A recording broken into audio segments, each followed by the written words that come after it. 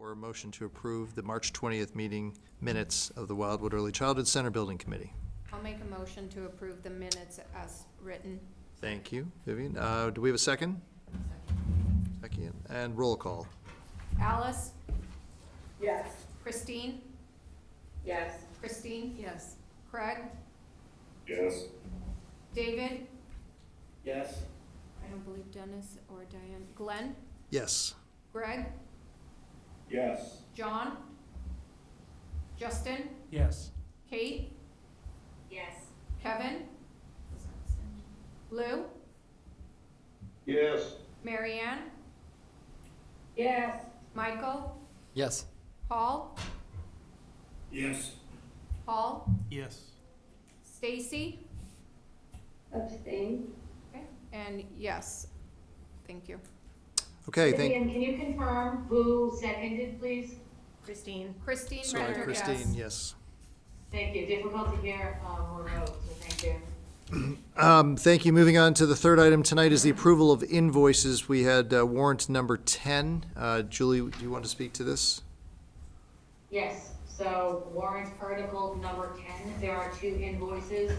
The first one is for SMMA in the amount of $7,500. That is our monthly drawdown. And second is Doran Whittier Architects invoice in the amount of $31,500 for their monthly drawdown. Activities that were done in the month of March was reviewing of the educational plan that was developed by the district, weekly meetings to review progress with our extended leadership working group, develop a presentation matrix for and attend the school building meetings on March 6th and March 20th to review the evaluation matrix, cost estimates, and preliminary shortlist options. Develop a presentation materials for and attend community forum number 3 with update on evaluation matrix and preliminary shortlist, and then draft PDP submission materials for review. And the finance working group met prior to this meeting, and Paul Ruggiero with the recommendation. Thank you. The Finance Working Group reviewed warrant Article 10 and agrees that the invoices provided reflect work that was performed and completed in the previous month. We recommend the Wildwood School Building Committee warrant Article 10 move forward for payment. Second. Christine Pendergast seconded the motion, and I'll call roll call. Alice? Yes. Christine? Yes. And you already seconded. Craig? Yes. David? Yes. Diane, Glenn? Yes. Greg? Yes. John? Justin? Yes. Kate? Yes. Kevin? Who's absent? Lou? Yes. Marianne? Yes. Michael? Yes. Paul? Yes. And you already made the motion. Stacy? Yes. And yes for me. Great. Thank you, everyone. Moving on to our fourth item tonight is a return to the community forum and a review of the feedback provided. As members know, or hopefully are aware, we held the third community forum for this project last week. Interest continues to be very high. For those that may have been tuning in, we had, I think, don't quote me on the exact numbers, but approximately 30 members of the community who joined virtually, and some 20-plus members who were here in person. Terrific to see the interest that it continues to be high for this. A lot of information was presented through that community forum, and as always, working in conjunction with our design team, the effort here around this project continues to be to try and create opportunities for members of our community to provide feedback on this really important project. And so this fourth agenda item tonight has provided an opportunity for that feedback collectively to be shared. So Ronnie, I think turning over to you. Yep. Thanks. Thank you, Dr. Brand. So similar to the other community forums, we utilize Mentimeter to gather information from all of the attendees, and we also had the option for people to view it after the day of the presentation, to also have the opportunity to provide feedback for about a week after the presentation. So we did that again for this community forum. So technically, Mentimeter will remain open until tomorrow, but we did take a snapshot of where the results are as of about 9:30 this morning for today's presentation. And so we're going to share that with you right now. So the first prompt that people were asked to respond to was who they were. So we had an understanding of who was responding. As Dr. Brand mentioned, we had about 30 some odd people on the day of, and as of this morning, we had about 95 people responding. More than half of that were parents. So the prompt where we asked for pre-KK alternatives to be ranked by preference, the first was the pre-KK new at Wildwood, which was consistent with what we had been hearing, and then you had the other schools coming. But typically what we found was that new construction would typically be in the first, second placings, and then it would be followed by pre-KK ad renos, and then the repair-only options typically came in at the bottom of the list. But this is the ranking for pre-KK. For the pre-K3 alternatives, the preference was for new at Woburn Street. And again, it was followed by the other new alternatives, and then ad reno and repair only. For the pre-K5 alternative, here we have the pre-K5 new at North had the highest preference, followed by Woburn, Town Hall, Wildwood, then followed by the ad renos. The top one for the ad reno is at North again, and then the others followed. So then we asked them to rank which of the new construction alternatives they had a preference for, and this was just to kind of understand if we were staying consistent when questions were asked in different ways. And here you can see that pre-K5 new at North again ranked at the top of the preference, followed by the other pre-K5 alternatives. Then there's a grouping of pre-K3 following the pre-K5s, and then the pre-KKs were towards the bottom of the list. When asked to rank the addition renovation options, here we have pre-K5 ad reno at North was the preference, followed by Woburn, Wildwood, and then a pre-K3 ad reno, and then the pre-KK ad renos at Wildwood.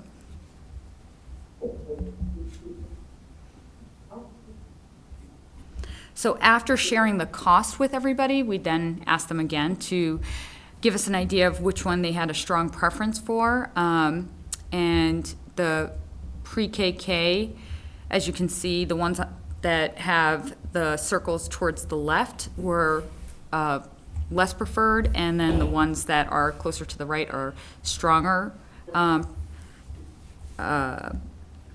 preference. And so the pre-K5 grade configuration, as you can see, had the strongest preference. That's the red line. Again, new construction alternatives also had a strong preference. You can see that the purple line, it's the second from the bottom, also had a stronger preference.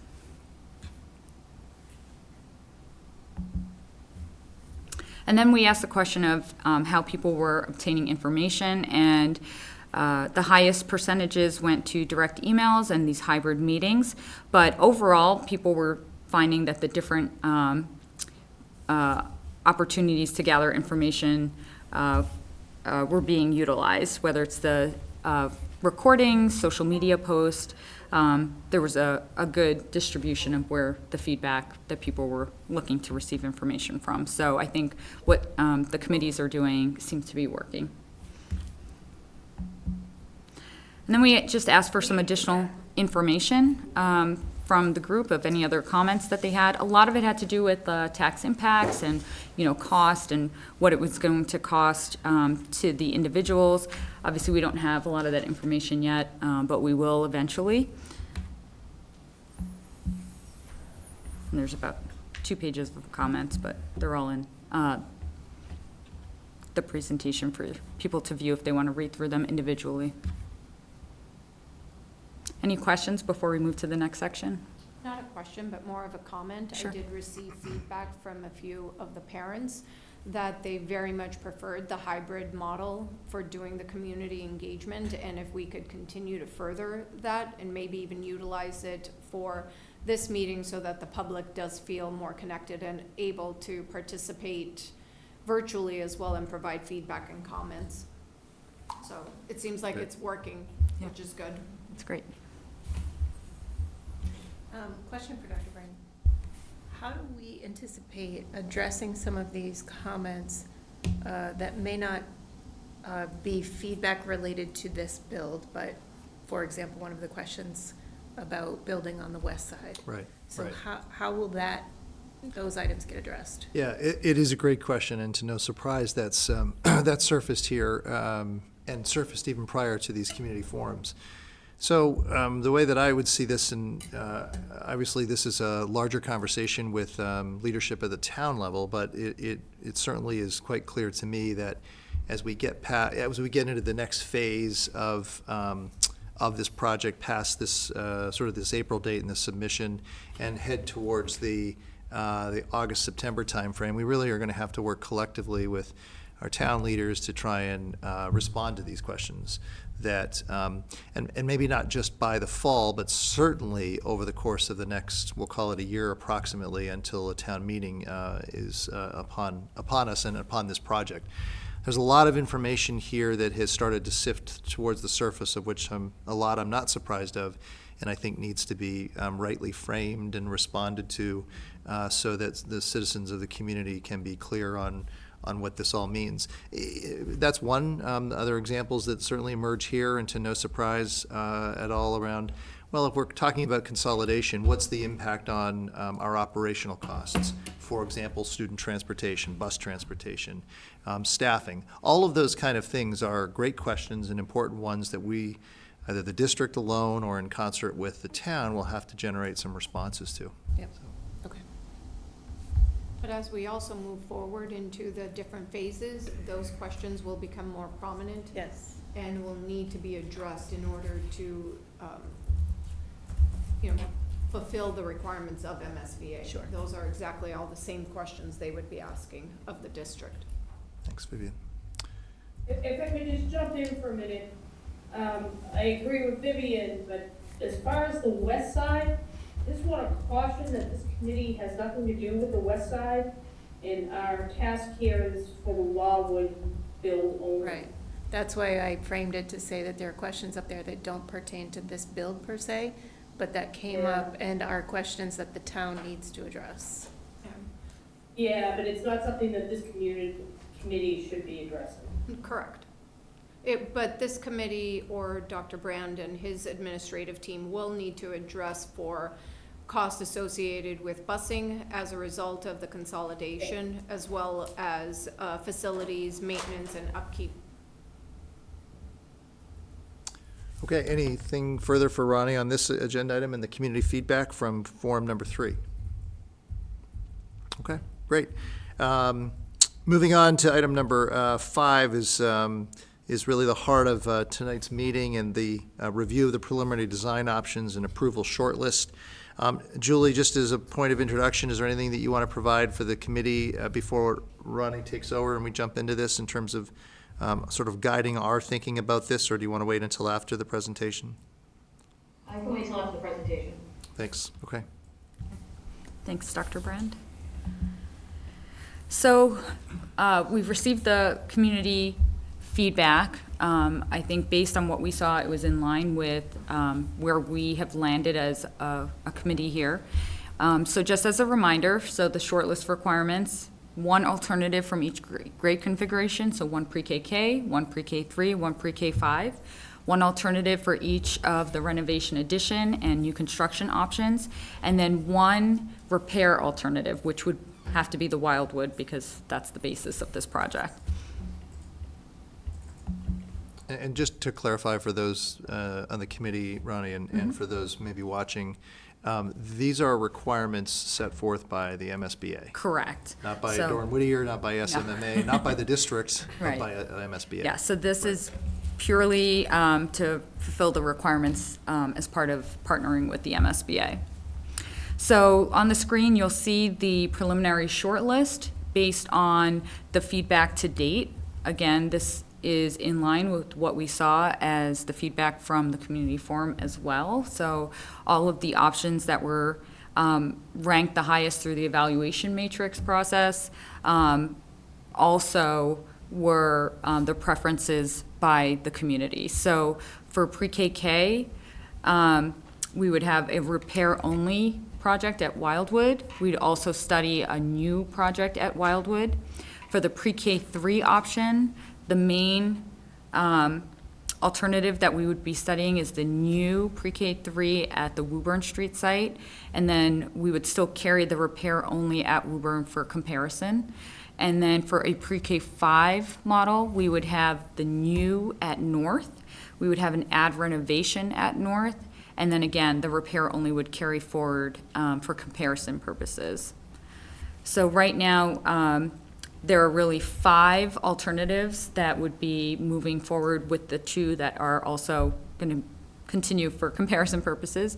But the main 5 would move on to the PSR if that is approved today for further study and development. Ronnie, in the community forum last week, there was a member of the community who asked about another option and why we wouldn't consider including it. Does anybody recall which option that was and what the reasons were? Was it a pre-K3 ad reno? I think so. So the reality is, so we're required to carry 1 of each to move forward. If the committee as a whole chose to add an alternative, you definitely can. That's the minimum that MSBA requires, is that list that I read to you.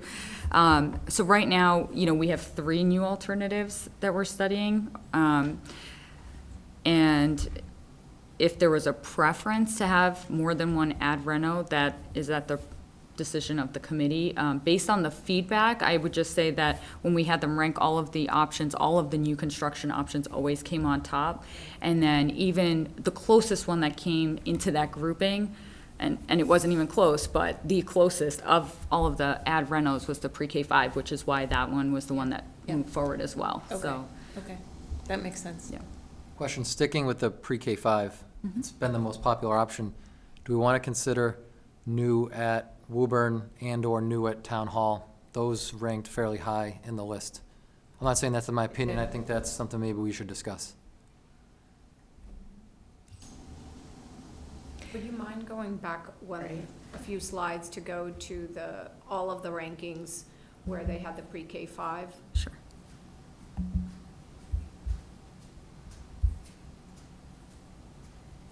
And I will add, while Ronnie looks, we did originally pick Town Hall when we didn't know if a pre-K5 fits in any of the sites. So that is one reason to potentially eliminate it. Is this one you're looking for? Mhm. Yeah.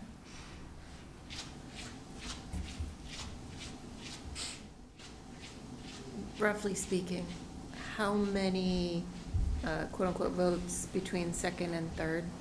Is it like 1 or 2? I don't have the. I think it's unclear unless yeah. we looked at the raw data that's from Yeah. the graphs. Yeah. The scoring, though, this doesn't take into account the Right. scoring of, Just the community feedback. it's just the feedback. So the Right. scoring, if I remember correctly, had the town hall site a little bit lower. It was low because of the limitations and restrictions on the site. The town hall does have the potential for Article 97. It is right adjacent to the wetland property that's to the west. And because of the location in the center of town, part of the concerns were the traffic that it potentially could generate, as well as taking it off of the town's Future use. available sites for future use, yeah. And when we had scored it, I think, based on the scores from this committee compared to the public, input, if you will, kind of lined up, right, for the most part. Yes. Other thoughts on the alternatives here? So I think what you're suggesting is maybe add the pre-K-5 new at Woburn.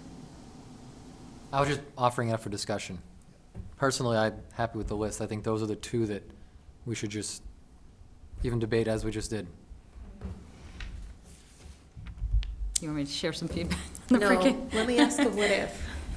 Huh? What if? What if we get somewhere down the road and we uncover something at the north that would really impact our plans, and we hadn't considered Woburn Street? What kind of a position do we end up in? As far as, If we hadn't included it as a shortlist option to move to the second round, Yeah. we'd have to take a pause at that point, explain to the MSBA whatever roadblock we encountered on that particular site, and take a step back to reevaluate some of the other options that could move forward. So it would slow down the process for a little bit, but wouldn't stop it, because it has been something that you've been considering up to this point. and Woburn's site itself is still in the running with the pre-K3 option, so we'd still continue to further study the Woburn site as part of the next phase. It's just that we wouldn't be directing the attention for a pre-K5 option. It would be the pre-K3. So that would be the big difference. Yeah. And the lens that we've been looking at this as is, we're always looking for what we call showstoppers Yeah. on particular issues with the site. And so we've kind of screened all of these at this level and haven't come up with any of those, with the exception of Article 97 as a potential hurdle at the town hall site. We will jump in a little bit deeper onto the shortlisted, trying to uncover any of those. And so they're usually the big kind of risky question marks out there are, what's happening underground? And to do that kind of geotechnical investigation, there's some funds, which this project has set aside a budget for that. And what we're trying to do is, unless we come up to a point where there's two sites and they're both at the same level of interest moving forward, we just don't know and can't get past that, then we would probably do an investigation to try and rule one or the other out. But we're trying to save that budget for when you guys pick the one, so that we can do an in-depth analysis. We're gonna poke borings all over that site to make sure that we don't have an issue when we're at that phase in schematic design. So it's a series of filtering through these, trying to find out if we see anything that's concerning to us with the sites at this point. So again, with the exception of Town Hall and Article 97 and traffic, these all look pretty good. With some of the stuff that we've talked about, where putting a pre-K at 5 on Wildwood is pretty difficult, with those exceptions. So since we're studying the Woburn Street already as a site for the pre-K3, would we still have to take a pause with MSBA if we were to select that as an option for moving forward with pre-K5 instead? I think that would have to be a conversation with them and their comfort level. If they were both a pre-K 3 and a pre-K to 5, and it's just a matter of adjusting square footage on the site, they may not slow us down, but I can't speak for them until they knew exactly what the scenario was and what paused us from continuing on with that site investigation. So in some regards, Christine, we're already carrying the Woburn Yep. Street. That, Yep. I don't know if carrying it for the pre-K5 is any more beneficial. Right. Yeah, I'm okay with as is, and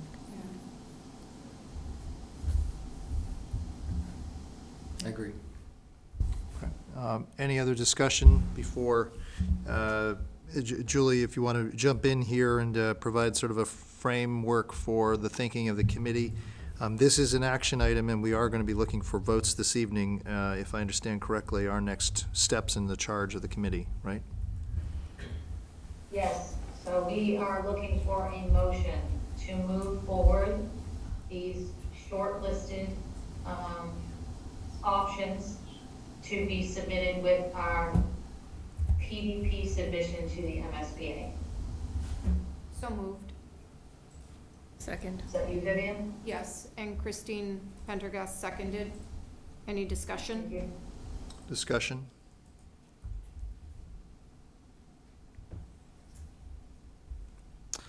Okay, seeing none then, we do need a roll call. Absolutely. Alice? Can we just put the screen up that we're voting on? So Oh, we all sure. know? Sure, yep, Marianne. So just to, maybe Ronnie, could you just take, just for the sake of the record, to clarify the options here that this vote is seeking to support? Sure. So the options that the vote would look to support, which is the shortlist option, is a pre-KK repair only at Wildwood site, a pre-KK new construction at Wildwood site, a pre-K3 new at Woburn Street site. The repair only at Woburn would be carried over for comparison, and then a pre-K5 add renovation at North, pre-K5 new construction at North, and then the repair only at North would be carried over for comparison. Thanks, Ronnie. So before we vote, any discussion on the floor? Okay, then seeing none, roll call, please. Alice? Yes. Christine? Yes. Christine, you Yes. already seconded. Craig? Yes. David? Yes. Dennis? Not sure if he's made it in yet. Nope. No. Glenn? Yes. Greg? No. John? Justin? Yes. Kate? Yes. Kevin is absent. Lou? No. Marianne? Yes. Michael? Yes. Paul? Yes. Paul? Yes. Stacy? Yes. And yes for myself. So with that, that motion passes. Those shortlist items will then move forward in submission. Moving forward in our agenda tonight, item number 6 is seeking a vote of consideration to approve submission of the PDP report. PDP, just again for our committee members, is The preliminary design program. design program. Thank you. Report to the MSBA. Julie, do you want to provide any context for this for the committee? Sure. Jordan Whittier has been working feverishly with the town of Wilmington to put together our PDP submission. There were several components that were sent to you to review. And this evening, we are looking for a vote to approve this. Now, we realize that the committee may not have had an opportunity to do an in-depth, detailed review of this submission since you received it yesterday. And we acknowledge that, and we are willing to push off the vote for another week if people feel that they need more time. I did receive an email earlier asking how, if they find something in the documents that needs clarification or correction, and how to do that. And we want to make sure that when we submit this to the MSBA that, it's final and everyone agrees upon it. Just so that the committee is aware, once this is submitted to the MSBA, they do review it, and then they do send back comments to us in which that we do have to address. So they look at it very thoroughly. So, having said that, I just want to acknowledge that we did send these documents out rather recently, so we acknowledge the fact that people may not have had time to review as thoroughly. For clarification, did the school committee review this yet? Thanks for the question. So the school committee did review and approve item 3.1.2, the education program plan. That was presented to the school committee for both a first read and then a second read and approval. So that has been approved by the committee. And all of the other components are standard requirements. The initial space summary is what the initial designs and the concepts are based upon, as well as the cost estimates, including the existing conditions assessments and the site development requirements. And all of these items, yes, we would review, yes, we would have some questions, but I don't feel as though it would deter us from taking a vote today to make a submission to the MSBA on a timely manner. And a good bulk of this documentation is meeting minutes. There's every meeting that we've ever held, all of the meeting minutes, the presentations, including community forums. So those have all already been approved by the committee, just as a point of clarification. So we've presented, what you're seeing here is each of the sections that MSBA requires. And the process that we have followed is tailored to fulfill the requirements that MSBA has set forth in their documentation requirements. So here you'll see, this is just an overview of what we have in the document and the narrative that supports the information and the process that we've done. It's really a documentation of the process, the information that we've gathered, and that more or less has been presented to the committee in one form or another. So, you know, it reviews the 3 design enrollments that we are considering, and the documentation on the programs, the services, the guiding principles. That's what we did with the educational plan that the district has put together, as well as all of the visioning sessions, and then the guiding principles that have come out of that. Then we looked at the spaces that were necessary to deliver the program that was set in the educational program, and that's how we have sized the building, and that's the space summaries that we've reviewed. Then we had the 18 alternatives that were explored, the repair only, the new construction, and the addition renovation options. You know, and then identifying, you know, the potential options to move forward, plus the 2 base repair for comparison through, you know, developing the plans and the site plans, as well as going through the evaluation matrix and criteria process. And then finally, the cost estimates and, you know, eventually voting on the short list, which happened today. So in the file that was, the link that was sent to you, if you look, we have broken it out into all of the sections that MSBA has asked for, and then the documentation in each of those files is a draft form. Some of them, for example, the one for the final votes and stuff, need to be updated based on today's meeting. But, you know, all of it is in there in draft form, and then, you know, it will all eventually get compiled and submitted to MSBA. So that's kind of the process. Can I just ask a question? I'll just start and certainly welcome anyone else in the committee. And it's a question more, I think, for Julie as the town's representative on this project and our owner's project manager. So I want to acknowledge what you just said for the benefit of all of the committee members. There's an awful lot of information here that it's fast moving. You know, for many of us, myself included, I know sort of on the inside of this project and know all of the work going into this. But at the end of the day, this is obviously an important decision. Can you, Julie, the town's owner's project manager, sort of just identify, not to minimize the bulk of the documentation here that's submitted, but at the end of the day, what this vote, whether it's tonight or next week, really signifies and the significance of it. To boil this down, is it really, they're all important components, but is the most important component of this package that the vote that was just taken on the shortlisted items to move forward, would you say?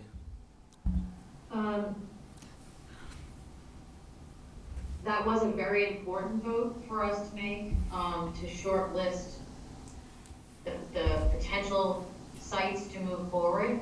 However, the amount of work that's been done for the educational program, you know, I would hate to minimize that. It is what you're planning to move forward with for the entire town.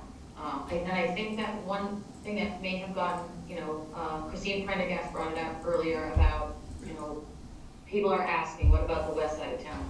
One thing that we do have to understand is that this educational program is not just for the north side of the town. It is for the entire town. And so whether there is a new project for the west side of town or not, the intent is to still continue with that educational program for the entire town. And so if this project has elements in it that other schools may not, the town will have to, and the district will have to determine how they can provide those programs elsewhere. And that's, you know, something that's really important and was really well thought through during this process. So, although I do appreciate you asking the question on whether or not the shortlist was important, it is very, very important. We can't move forward in this PDP submission without it. I think each one of these parts are just as important to put together the collective package which needs to go to the MSBA. We are on a schedule with the MSBA, and that schedule is, from now until town vote of 2025, where we approve the final project. So the MSBA keeps us on a pretty tight schedule. Our intent is to submit this PDP to the MSBA on April 18th. It does require an electronic submission, and it also does require a hard copy submission. So there's a lot of work that goes into it between when we approve it and when it's bound and put together. So I hope that answers your question. Yeah, thank you, Julie.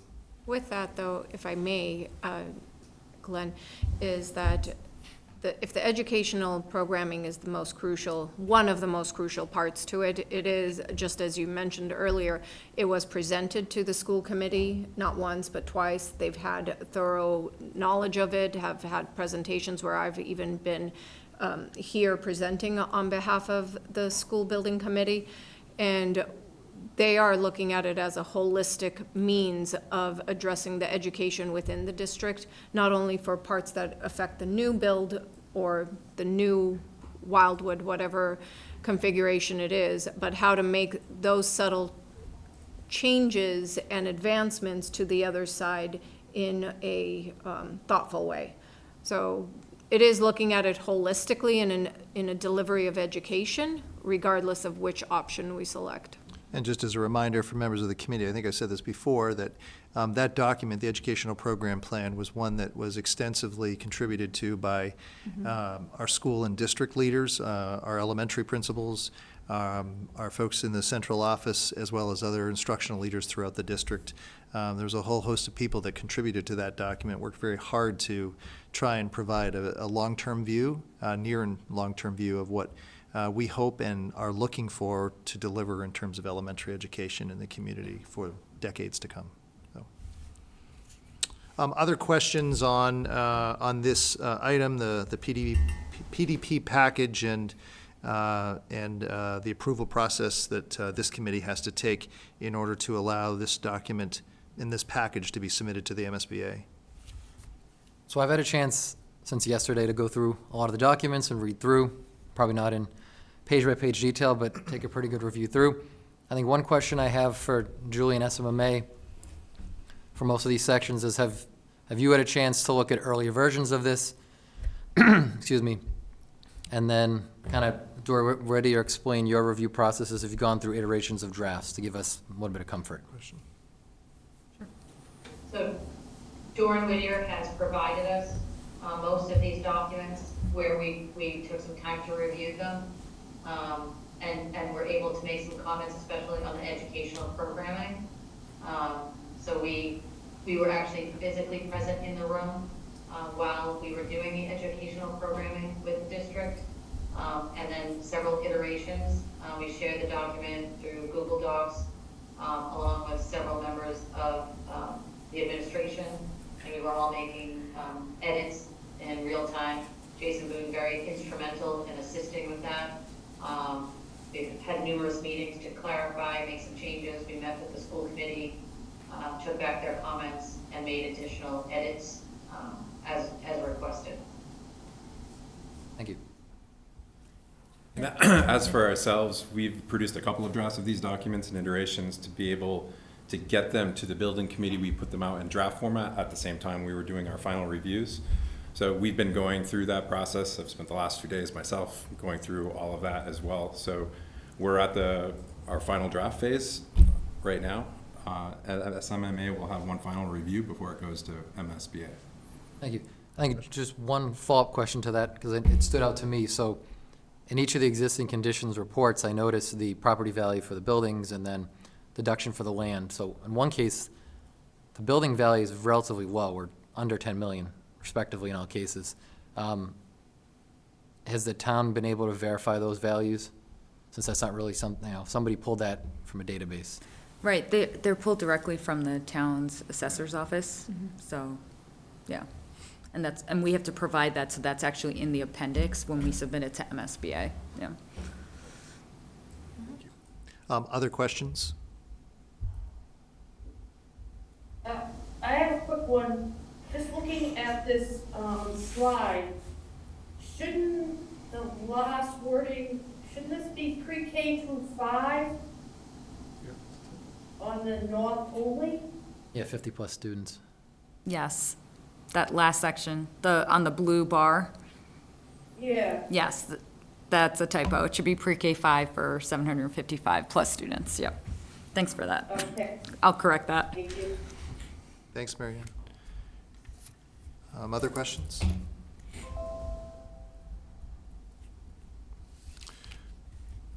So seeing none, then, again, Julie, if I can look to you as this project's OPM for recommendation for a vote language for the approval of submission of the PDP report to the MSBA? Yes, so we are looking for a motion to approve the submission of the PDP report to the MSBA. I'll motion. I'll second the motion. Thank you. We have a first and we have a second. Discussion?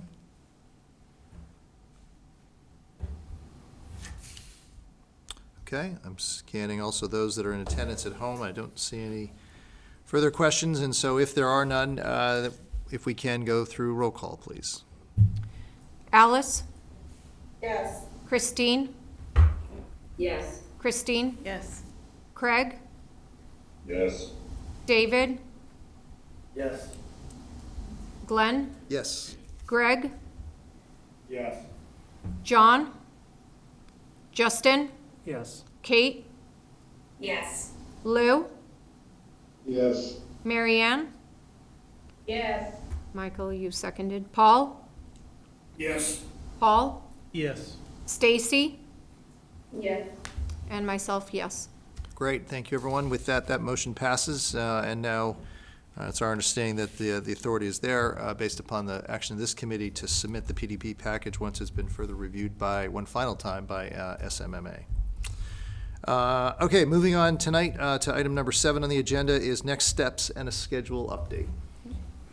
So, as just voted, we will finalize the submission to MSBA, and that will be sent over, to MSBA. So we will send over the submission to SMMA, and they will then have one final review of all of the documentation and forward that to MSBA by April 18th.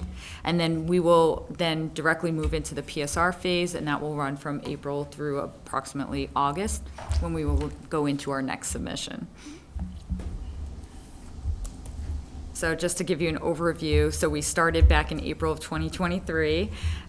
It's now April 2024, and we are now going to move into, from the preliminary design program phase into the preferred schematic report phase once the submission happens. And then from there, we will look to go into, from now, our 5 main options and alternatives. We're going to be studying that in a much deeper detail, verifying the project needs. For example, there are a couple of things like extended pre-K, scheduling, for example, for pre-K 5 and how it's going to change from what the current schedule is. So we will start delving into greater detail on all those pieces and see how that impacts potentially the design and make changes as needed. And then we will look to go from those few concepts to one. And from there, we will submit that preferred schematic report to the MSBA in August. And then using that one option, the preferred option, we will then start looking into schematic design. And then eventually, once that phase is completed, we will go through the whole funding process with MSBA. And at that point, we will understand what the reimbursement rate is from MSBA and go out for the town vote. And then to note is that there is a time frame from when MSBA approves the project after schematic design to when the town must vote on this project. And so it would have to be completed by September of 2025. So we would be aiming for, MSBA has not released their schedule yet, but they're, based on current year, that meeting that we would look to have approval of the schematic design package would be either at the very end of April or early May. So it's kind of in line with town meeting. So we're gonna have to see how that goes once that schedule is released, but, you know, based on that, we'll have to figure out when that, the funding votes would happen within the town, but it would just have to be completed by September of 2025. So, but as we get closer, we'll work on that, so. That's right. Ronnie, can I jump in here for a Oh, second? sure, let me go back, yep. Thank you. So, as you can see in the middle of your screen, we're showing between April 2024 and August of 2024, this is when we're gonna go from the few to the one. And so we do recognize that it's summer. We do recognize that people take vacations and people, you know, are busy with their families and things of that nature. But I just think I would be remiss not to bring to everyone's attention that we will still be holding regular meetings. Fortunately, we figured out this hybrid option, which is working really well. But we are going to need to have a quorum at every meeting. So I just want to make sure that everyone's, you know, understands that. Because come August, we do need to submit that preferred schematic report, which is the one final selection. So I just make sure everybody knows that over the summer, we're gonna still be holding meetings, and we understand it's a time commitment for everyone. We appreciate all of you coming, you know, after a long work day, spending, you know, an hour or two, a couple of times a month with us. We do appreciate it, but I think I would be remiss if I didn't mention that. Julie, if I can ask a question speaking about that time frame, and I'm sure that either you yourselves or Dorn Whittier have found them certainly in a similar time frame with going into the summer for a project like this. Is it envisioned that we certainly worked hard to gather community input and feedback? You know, can you give the committee at least a sense of what at a high level preliminarily that thought might look like? Is it likely, as we're entering this phase, that we may be positioning ourselves for another community forum before school lets out for summer recess? Would you say that it's more likely to be into the summer, or is it both perhaps? I guess I could answer that, Julie, if you want. So I think typically in the preferred schematic phase, we would have one community forum. That's what we have planned in the schedule. And it's really to update the community on how we've gone from the many to the one preferred option. So it really would have to happen towards the end of the preferred schematic phase, which would put it into the summer. And that would have to be something that we would have to consider, you know, maybe that if the remote option is working well, that we continue to have that as a remote, just to be able to have that out, and then also extend the Mentimeter out Right. like a week or so. And if we can do it early enough to maybe even do it longer to allow people more time to view it, I think that would be realistically how we would have to proceed, knowing the schedule and the timing. Thanks. Just to add to that, if I could, one important thing before we get to the summer is, part of this whole process is us getting back in and delving in and getting more detailed information. So part of that is going back and interviewing your staff, the educational leadership team, to get a finer point on things we're looking to develop further in these design options that we're moving through. And I think we heard pretty loud and clear at the last community forum that one of our homework assignments for this next phase is to get honed in on a range of MSBA reimbursement, so that prior to us going from the few to the one, you have a pretty good idea of a pretty clear range of what MSBA participation would be to help influence your decision one way or another on this project. Right. So silly question then, since your expectation is for Dr. Brand and his staff to hone in on things, and they let out in mid-June, is the expectation they're volunteering to work with you in June, July, and August, when they're technically not working?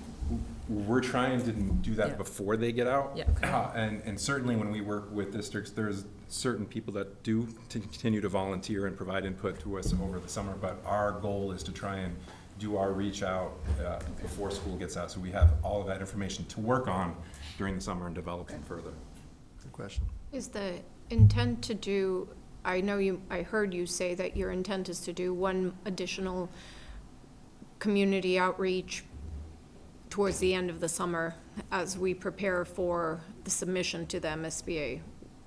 Would there be any opportunity to maybe have another one in addition to prior to the school letting out, so that we could hear from the community on, as we're preparing and studying to further narrow down the selection on what their preferences are?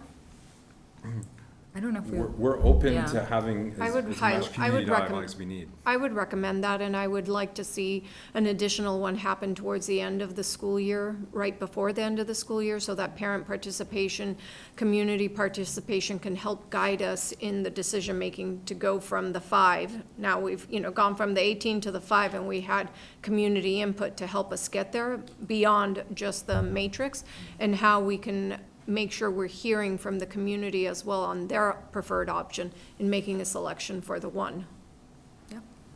Yeah, we could definitely look at a timeframe that would work Yeah. with the district as well, and Definitely not, getting close to graduation or end of school activities, but maybe early June where parents and the community have a little bit more capacity to take it on. There's certainly an Yeah, we element. might be able to do some modified ones, not as long as we've been doing at this, the senior center, we could do it at the library. So we could, do a few Yeah. versions of that, so we can, get amongst the entire community. There's certainly also, I think, from my perspective, an important opportunity in these coming months as well to, the committee now has the information around the existing conditions assessments and the summary of that work through Doran Whittier's and their team's assessment. But I think that information plays an important role in guiding the decisions here to understand really what's at stake in terms of the necessary improvements on our facilities and reconciling that with some of these project options. That's going to be an important piece as well, too. I think that for the community to be able to digest. There's a lot of information in those reports on these 3 schools, a lot of numbers associated with those, and the committee's now privy to that, but I think from my perspective and past experiences, that's, especially when we're talking about school consolidation as a possible avenue, that's going to be important information to reconcile. Okay. One more clarifying question with respect to the votes. Let's say that, I know it's a year away. Let's say the MSBA doesn't get back to us in enough time for us to present what we need to present at the town hall vote or the town vote in May. Because we have a lead time, right? I think we have time where we need to queue up the article for approval and all of that. What position does that put us in if we can't present in front of the town vote in early May next year? I can answer that. It's not unusual, right, because schedules and MSBA board meetings change from year to year. So we worked in communities where communities have actually held their town meeting to approve the project contingent upon MSBA's final approval of their project, because MSBA's board meeting fell after their annual town meeting. So there's options there that we'll talk about well before that. There's, potential for a special town meeting, depending on what the schedule looks like, or the annual town meeting, but you can go before or after the MSBA giving you your final approval. But it would have to be contingent upon an MSBA approval for it to go to town vote. And all of the vote language that you would be using in your article for the town meeting would have to be submitted to MSBA for review as well. So they would already be noticed, they will be notified that you're using a language crafted that has a contingency upon it. Okay. Their legal department has to review it before you could even submit it into your articles. And they would have to agree with our approach on that as well, obviously, before we went down that road. And MSBA has so many check-ins with us throughout the process, so they're aware of what's happening. They're aware of when we go from, the many to the few, and as we're going from the few to the one. So at that point, they're vested with the community, not financially yet, but, they're on this road with us, and, so they're very aware of the project that's moving forward. So, we've met at that point multiple times with them, so they understand the project, they understand the direction that the town and district want to move forward with. So, I think by the time you get to the board meeting, we've often already, they have our report and everything, and they've gone through it and given us the comments and stuff, so, it's like the final step, but, Yep. yeah, so there is comfort in that piece, that they are, traveling with us along the road. Thanks, Ron. Yeah, as Ronnie said, there are several check-ins, we're in constant contact with the MSBA, so they're very aware of what's, happening with this project. But as Ronnie said, there are a series of meetings that we have prior to the board meeting, and the board meeting is really just their final approval. They've given us all their feedback, we incorporate them back into all of the documents, and so that's really just the final approval. More of a formality. Yep. Thanks, Julie. Any other questions on the schedule? I think it's exciting that we've reached this milestone, and now we're going into the next phase. It is Absolutely. terrific. Okay, item number 8 is an update on our public relations working group, from our working group update. Vivian, can I jump in here real quick? So, Yes. we have been working, behind the scenes with a group called Cartoon EDU. Ronnie is gonna pop up in a minute. And in doing, yeah, Video. right before you Yeah. do that, we also want to acknowledge that the working group, the Public Relations Working Group, has also been privy to this and has reviewed it with the committee and with the group, and are excited on what you will be presenting tonight. So, Thank you. So Cartoon EDU is a gentleman, his name is Dave Cartoonin, and he was a former broadcaster for, in Boston, he was also in Miami, I believe. And he started this company to help communities put together public relations that were, in what terms we like to call neutral. So they're not either pro or against. But they really are informational. They've done several on, anti-bullying and things like that. But they've been working with several communities. Dora Whittier had the privilege of working with them in Situate to get out the vote. So what we have on the screen we're going to show you, it is from North Attleboro High School. It is an example of what they did for that project. Now, they break them into what they call pillars. And, Ronnie, we can't hear that, just so you know. Sure, 1 second. I'm trying to get my screen so I could. So they break them into pillars, which are Construction of schools. different The segments. MSBA process is competitive and exclusive. Only 15% of projects get accepted each year, and it took several attempts for North Attleboro High to be accepted. The MSBA process is like a marathon. It takes persistence, endurance, and a dedicated program to achieve. The work is tough, but the payoff is significant. By completing the MSBA process, North Attleboro will unlock tens of millions of dollars that won't come out of our local property tax assessments. This short video is the first leg of our MSBA marathon. We'll explain the need for a new or renovated North Attleboro High School, why the high school was selected, show a timeline of the process, our marathon route, and invite you to join us in the next step, imagining what a new or renovated North Attleboro High School could provide not just to our young people, but our entire community. North Attleboro applied for MSBA funding for the high school because it is outdated, not fully ADA compliant, deteriorating, and at risk of a critical system failure. Opened in 1972, there are many ways North Attleboro High School is outdated. It is a 20th century building that cannot provide our students with a 21st century education. Both its total square footage and the size of its classrooms are 10 to 15% smaller than the current regulations allow. This makes the building and individual classes feel overcrowded. Half the classrooms lack windows, meaning no natural light and fresh air. And many spaces have been poorly subdivided and repurposed for uses not originally intended. Altogether, this space creates significant obstacles to delivering the best possible education to our young people. These issues also extend to transportation, where major traffic flow issues plague both arrival and dismissal. The current North Attleboro High School building is not fully accessible. People with disabilities cannot access certain areas of the school. North Attleboro High is also past its intended lifespan. Because of age and deterioration, it gets more and more expensive to maintain and operate. This starts with old, inefficient, and poorly distributed systems like electrical, plumbing, and HVAC. The building envelope, its windows, walls, flooring, and roof, will need to be replaced. And without MSBA, these costs fall on the town and will continue to grow. North Attleboro High is also at risk of system failures. Most of the systems, like heating, are original to the building, more than 50 years old. Even the modular classrooms, intended to be temporary, are 25 years old.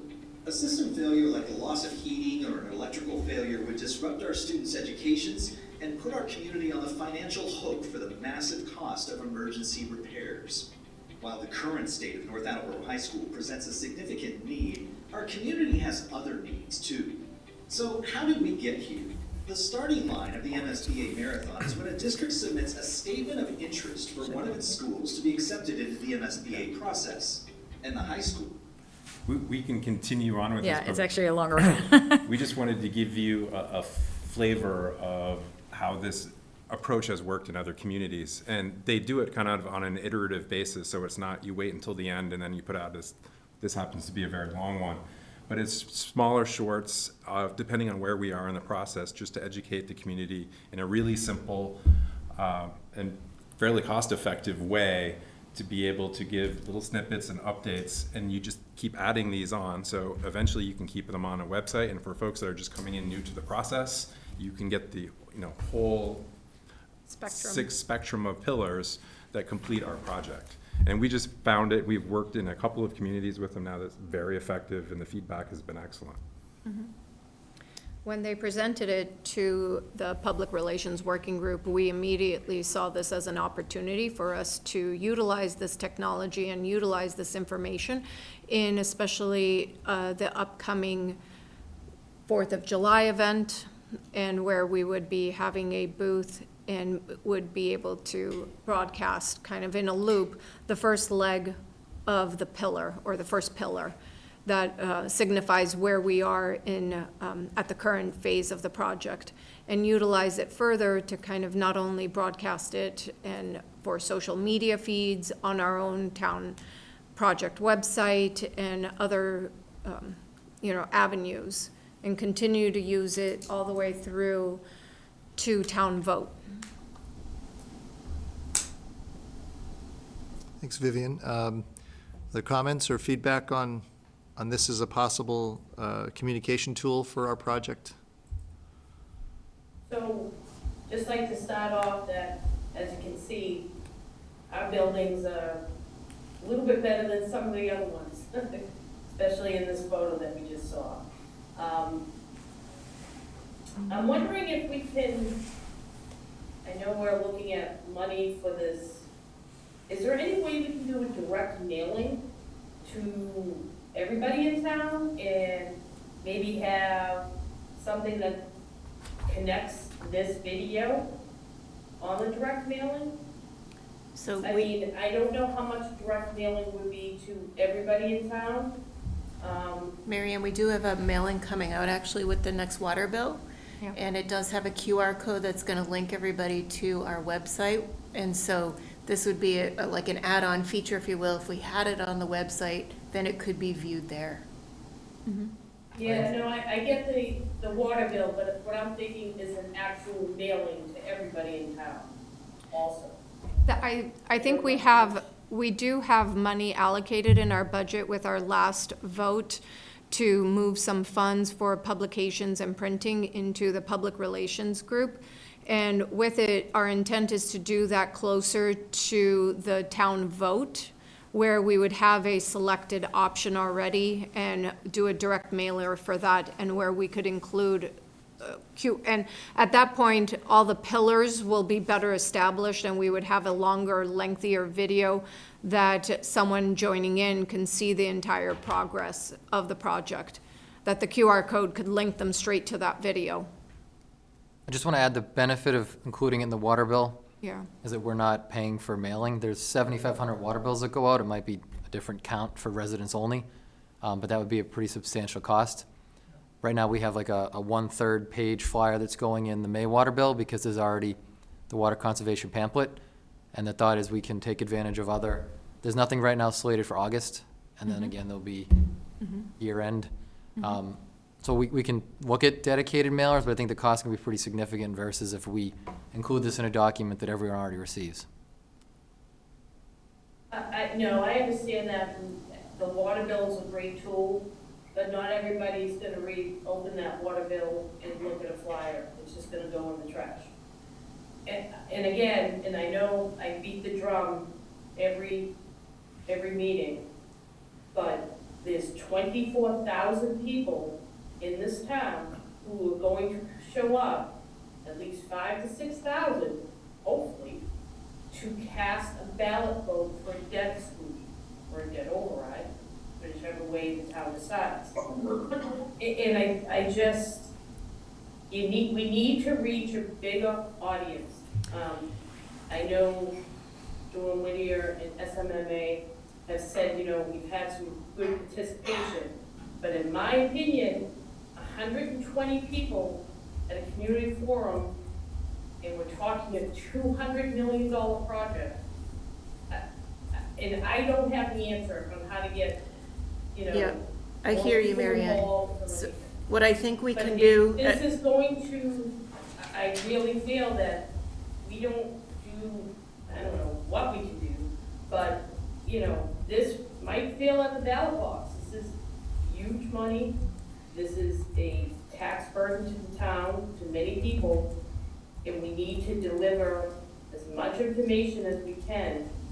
And, if we have to maybe do a direct mailing at some point and eat the cost, so be it.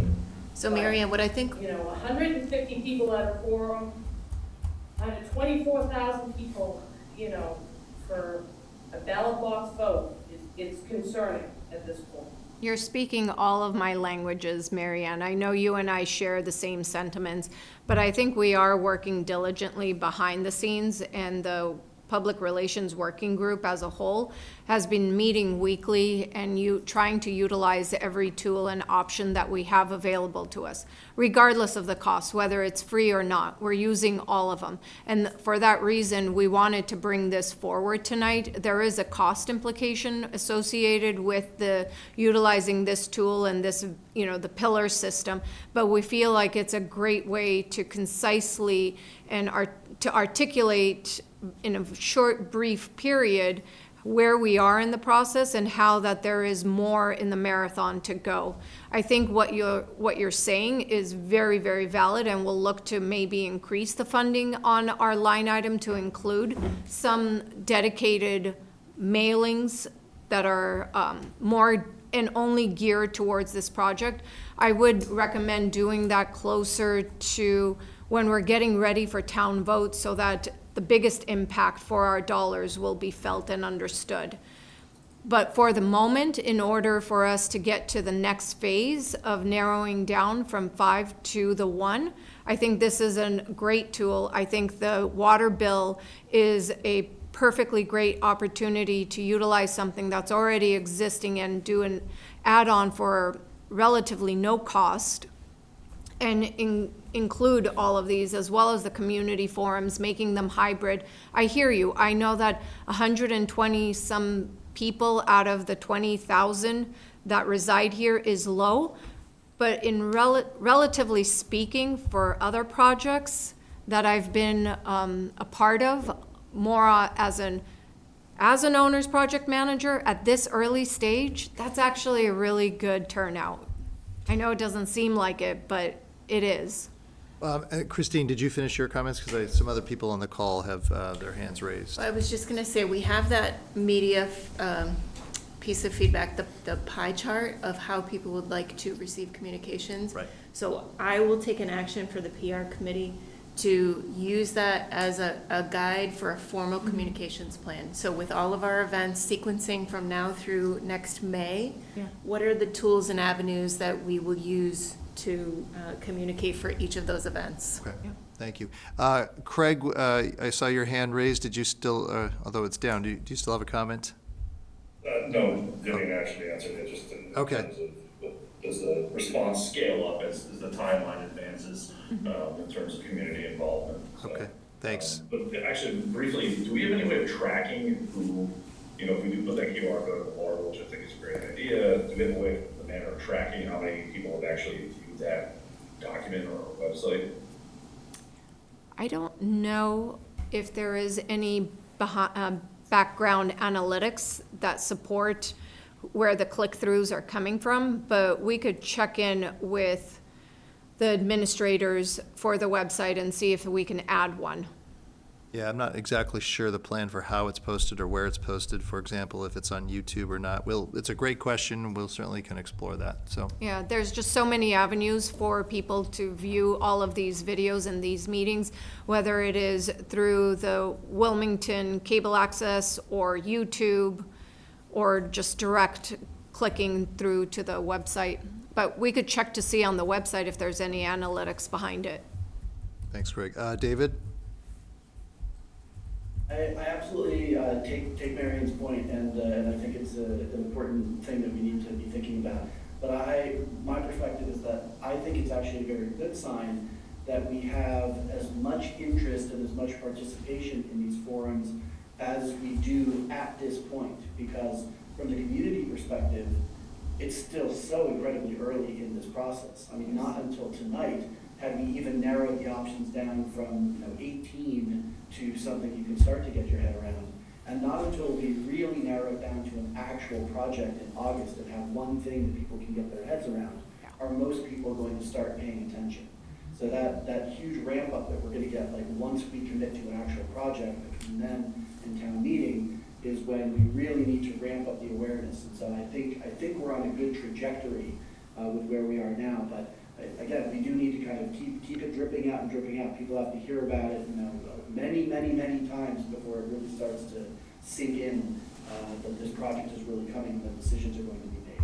And I think it absolutely is worth the cost of some of these mailings and other ways of getting the word out to make this happen, because given all the money that we're spending even just to get to the point of trying to get to that successful town meeting vote, we would kick ourselves if we didn't spend a little bit more to really do everything we could to get the entire town on board to have a successful project. Thanks, David. Julie? One other thing was that we have been sending out all of our information to the school department. And last week, someone brought to my attention that we should reach out to the town's IT, which is John O'Neill. I did. And he said, moving forward, all information that's being shared with the school and the school, through the school department, will also be shared with the town. So we don't have to send it to him. He will receive it and he will send it out to the town. So during our community forum, we had roughly 30 people, but as you saw on the Mentimeter update, we were closer to 100. And I would hope to think that maybe some of those people received that information through the town, and that's why they took a look at it. So I can't verify that for sure, but we did definitely get, triple participation. Thanks, Julie. Okay. Any other updates under the Public Relations Working Group? Yes, we do. Justin? Yeah, just to add to what's already been mentioned, we have been meeting regularly to discuss different avenues for getting the word out. The plan is to have a table set up at this year's town meeting next month on May 4th, just to answer questions, provide feedback on everything that's developed so far. And also, we have submitted the application for a booth at the 4th of July Festival. It's going to be 5 days that will be there. Some days are just a few hours. The big lift is Saturday of that weekend, which is a full, probably 9 to 10 hour day. So I think the plan is that we are going to be reaching out to other members of this committee in the hopes that we can get some volunteerism to staff the table for at least an hour or 2 or 3 or 4 or whatever people can do. So the application's been submitted, and Mike and I are going to be going next week to, they're going through all the applications next week for final approval to have the booth set up. So that's where we are right now. Great, thank you. As it gets closer to the 4th of July festivities, we will reach out, giving everyone notice, ample notice to plan accordingly, but we will look for the school building committee members to help with the volunteer hours and to provide manning the booth, I guess is a lack of any other word for it. Very good. Well, thank you for Can both. I ask a quick question on? Very good. Yeah. to Yes. Vivian? Yeah. Do we know if we could set up a table just for handouts, not to be banned or anything, for the November elections at the voting districts? Yep, we have looked at that one as well, and we're preparing for it as well. And with next month's, Mary Ann, I know the town meeting is next month, isn't it, in May? Even though we're not on the ballot, but we wanted to set up a booth and a table there, and we'd love if there's support here from this committee to approve moving forward with the video clip that we did get confirmation that if we are able to provide approval tonight, the gentleman can start making the first pillar for us so that we could run it as a loop for town meeting next month. Great, thank you. And on that point, Julie, correct me if I'm wrong, but I think there is action of the committee relative to this pursuit of the cartoon EDU from a funding standpoint, correct? Julie can't hear you. Muted. You're Julie? You're muted. Thank you, sorry. Yes, we need to make a motion to move $3,600 of our uncommitted funds to fund the cartoon EDU videos. Sorry, I was looking for the word videos. I'd make a motion. Seconded. Justin, second. Justin seconded. Justin, second. Discussion? Just a quick question, Mr. Chair. How many videos? You mentioned videos, more than one? So when we spoke with Cartoon EDU, they recommended that we do a total of 6 pillars. They refer to them as pillars. And it can be broken out. So the first one will be the one that we're working on now. Each one of them is roughly $600. And so we're looking for $3,600. And with that, cumulatively, it would start with the first pillar now and move forward as we progress through the project. And each pillar will signify where we are in the phase of the MSBA submission to get to 2025. And at the end, by the end product, prior to the town vote, we would have the 6 pillars. Similarly to what Ronnie was showing, it would become a lengthier video highlighting all of the steps we've taken to date. And Julie, just again for the committee, not again, but the other communities that have used this for specifically MSBA projects, you mentioned Situate, we know North Attleboro. There's a couple of others, I think, as well, too, correct? Yes, geez, off the top of my head, they're, Lee, you know them off the top of your head? Yeah, I'm drawing a blank right now, That's but all there's right. 2 other communities as well. Was Stoneham one of them, perhaps? Could be Stoneham. No, Yes? no, Okay. Stone was not one of them. All right. Stoneham was not one of them, but Geno's. that's all right. That's all right. Okay. Any other discussion or questions relative to this motion that's on the table? And we're free to use that wherever, whenever, however you see fit. Yes. Yes. We own it at the end. Okay, seeing none then, roll call, please. Sure. Alice? Yes. Christine? Yes. Christine? Yes. Craig? Yes. David? Yes. Glenn? Yes. Greg? Yes. Justin? You made the second. Kate?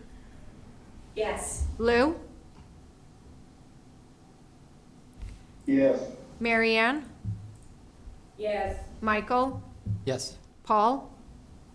Yes. Paul? Yes. Stacy? Yes. And I made the motion. Great. Thank you, everyone. Thank you, everyone, and that motion passes. Item number 9, discussion correspondence, new items. I have a couple to share with the group, and then certainly open it up to any others that folks want to discuss. We have Parent Guardian University coming up, the second annual Parent Guardian University that the district is sponsoring for members of our community this Saturday. It will be my intention to have the display boards and the information board with the QR code on display for Saturday, so just wanted to share that with folks here. You have a piece of correspondence in the packet received, and so just draw your attention to that. It's not my intention to read that tonight. This will be part of the meeting packet that will be available on the website. So I just, again, bring your attention to that. I think previously I shared with this committee the intention to try and provide a specific update to our 3 governing bodies or governing boards in town, the school committee, the select board, and the finance committee. At the school committee's meeting last week, we provided an update on the project. I've reached out and extended an invitation to both the finance committee and select board. I am in touch with the chair of the finance committee and have shared a couple of possible dates in April to do the same. We're still waiting to possibly establish an actual date with the select board, but the understanding is there's definitely interest there to do that. So I want to share that with the committee as a whole. I held an informational staff meeting yesterday. Certainly want to be mindful. I am mindful of the fact that we have a lot of staff who are residents of the community. There's lots that are not.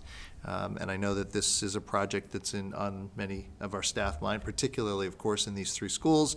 I held a virtual forum, and we had about 30 staff members in attendance, recorded that, and we'll push that out to make that available for staff as well who are interested in this. And finally, if I may, I wanted to raise the question around public comment as a point of discussion. As members of the committee know, we had, we are a committee, a public body with obviously voting authority, and we're certainly, it's a requirement to comply with open meeting law. We're working hard to do so with everything from posting of agendas, taking of official minutes and votes and so on. It's struck me that what we don't have is specific policy or policies to govern our actions like other committees do. Obviously, the committee that I can speak most closely to is the school committee and policy. And we had our first set of public comments at our meeting last time. And so I wanted to put this out for some discussion, if not for anything else, but to get a sense of the committee about how you wanted to proceed. It's hard to tell whether or not we'll have more public comment in the future, but in the thought that we may, if it's not a policy, then at the very least, I think it would probably be appropriate to get a sense of the committee around how to govern that. And by that, I mean length of time for comments and how we deal with those comments. Again, I can certainly share the perspective of how the school committee approaches that, at least our school committee, but I did want to put that out there for discussion. And if it's a policy that you're interested in developing, so be it. If it's just a sense of the committee, so be it. I'll pause there and open that up for discussion. My sense is that we already have kind of like our guiding principles on what is directing us for the overall project and what we're planning on hopefully delivering at the end. Seems like maybe an understanding would be more appropriate than setting aside a policy on how to address those public comments. Some of those public comments, I feel, are more suited to be answered by our OPM and some by the design team, and others most certainly by the town. Which, whenever is geared towards this committee, we could certainly answer on behalf and in concurrent and conjunction with the OPM and the design team. But as far as addressing concerns or questions or comments related to what is happening on the other side of town, I don't feel like it's in the best interest of this committee to address, and we would just forward those to the individuals in town that would be best suited to respond.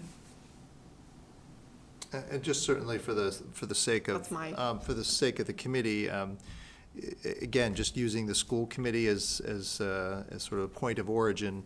The school committee often receives public comments. Certainly, the most active time was during the pandemic, and their policy largely guided by some aspect of Mass General Law and/or Massachusetts Association of School Committees, is to consider setting a time limit, which they have for respective comments.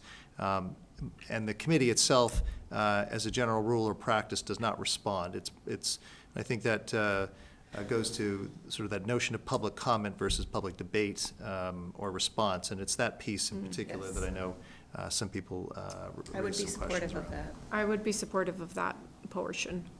Yep, the time length and the no comment. Every member of the community is allowed to speak freely and with no rebuttals needed. Mr. Chairman? Greg? Yes. Thank you, Mr. Chairman. Just as a reference point, I know you mentioned the school committee, so I just feel obligated here to chime in. So in my time on the Board of Selectmen, which is close to 8 years now, and before that, the board takes questions on the spot, and we do the best we can to answer. If we have it, we don't require a time limit. We're also mindful of the Southborough decision by the Supreme Court last year, which decided that there doesn't need to be civility, for better or worse, but which has made things a little complicated for volunteer committees. But so I just wanted to add that we do not have a policy. We do not have a length of time, and we do the best we can to answer questions when we can. Thanks, Greg. Mr. Chairman? I'm not sure who was next.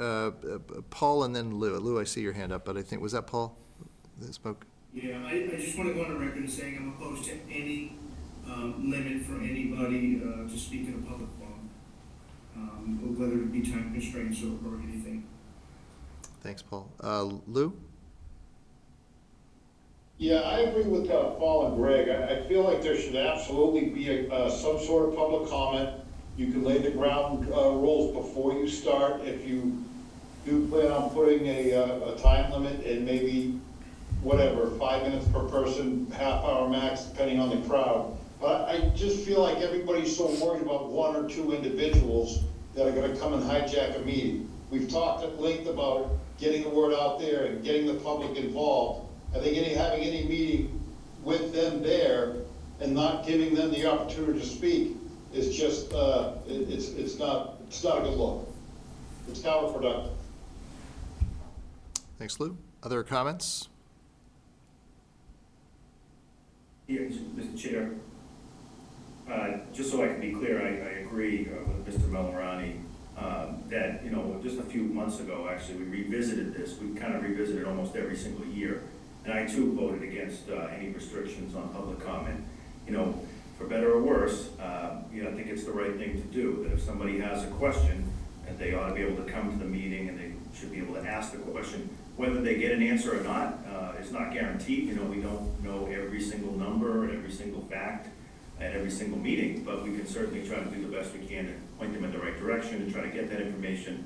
But I think it goes a long way with folks if they're able to ask the question, vent if they need to, and then feel like they're being heard. And when we prevent that from happening, I think frustration builds, and that can be problematic. So I'm opposed to any restrictions on public comment as well.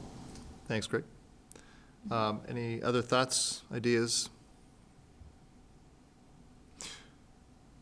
So just, again, and I know this is difficult only in the sense of we don't exactly know how many future public commenters there may be, but in an effort to try and be fair and consistent in terms of how we're approaching them, again, we can return to this if you desire, but it was important to me, I think, as the chair, to get a general sense of the committee. David, see your hand raised. Sure. I don't think that I see this primarily as a matter of limiting public commenters. I mean, if there's, the idea of just having any, time limits at all is essentially just like that the committee has sort of its business to accomplish. And if there ever were such demand for public comment that it would go over any reasonable limit, then that's, I think, a signal essentially that you need some kind of additional public forum where you can truly have a proper exchange, kind of as we've done in the public forums. That's a place where deliberately we invite people to come and ask questions and get answers, and that's by design a public back and forth. And I think that as far as like taking public comments as a public body, what I think we want to avoid is essentially getting into arguments with people who come to have their say. And I believe 100% that, you know, everyone should be able to come in and have their say, make their opinions known, and, you know, be as harsh or critical as they like. That is their right. But I think generally speaking that it's best to take the information that they provide, but not necessarily in the moment try to enter into some kind of, you know, debate about the issue. I don't know that in the end advances the purpose that the committee is here for as a decision-making committee. What David said. Okay, thank you, David. Any further comments on this topic? Okay, well, I mean, helpful to know, again, if, as a committee, you wish to raise this as a future item, I certainly, as the chair, welcome it, and looking to just represent the committee in a fair and equitable way, again, for members of our community or the citizenry that may come forward on the next item, which is, we'll be coming to in a moment, public comment. Are there any other discussion or new items the committee members want to raise? I just have one comment. So I want to thank Shawshing Tech Graphic Arts. So they printed the flyers that are going to go on the water bill. I think we should just consider that they have a lot of capabilities. They're pretty reasonable costs, and as we look to produce more items, we can weigh if it's worth the town or others doing it or having the students do that. So again, thank you to Graphic Arts. Thank you for sharing that. If there's nothing else further, moving on to committee questions, number 10 on our agenda tonight. Any questions? Okay, don't think there are any. Public comments tonight. We do have members of the public in attendance tonight. Anyone wishing to speak? There was some consideration there. But well, I don't have to say something, but I just want to thank everybody who's put in the time and the work. I think that, you know, where it's come and seeing sort of the work of the visioning and all of the deliberation, I think has been really helpful. So thank you very much for the effort from the design team to all of you who are really contributing and thinking thoughtfully about all of this. Thank you. Thank you. And to your team too, Glenn, in terms of the educational. Thank you. Yes, for those watching, certainly there are a number of people on this committee that are virtual, and they're an important part of our committee's effort, and so thank you for the thank you. Next meeting is May the 1st. I know we have April vacation week in between, but continues to be obviously a lot of activity. Again, a lot of members' time, and I also want to thank you on behalf of the school committee and our staff for all of the time that as committee members you're putting into this.